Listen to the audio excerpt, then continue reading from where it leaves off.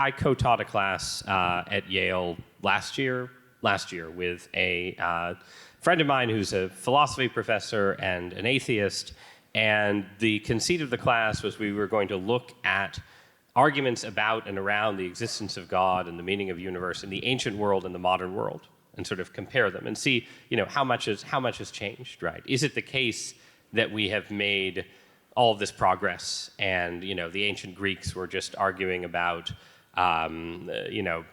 spirits causing everything to happen in a sort of wild, bizarre, enchanted universe, and we've sort of progressed beyond that and have a much more reasonable set of perspectives on the world. And this was not only my conclusion. This was, I think, also the conclusion of my friend and colleague, that in fact there's actually a tremendous amount of continuity in the kinds of questions that people ask about the world and the way they argue about it. And obviously, scientific progress creates changes in the kind of arguments and the way arguments are formulated.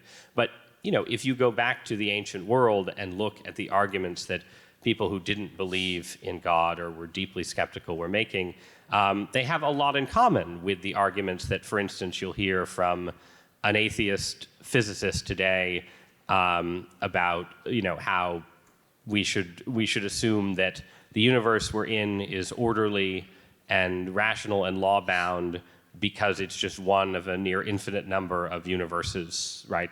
Like this sort of multiverse hypothesis that if you watch Marvel movies, you're very familiar with, right? Like that has clear antecedents. They don't use the term multiverse, right? But when people in the ancient world are called upon to explain how the universe could exist without some kind of ordering intelligence behind it, they'll say, well, it must be that the universe is infinite and some parts of it are totally chaotic and ours just happens to be orderly. And they're doing the same kind of argument, right?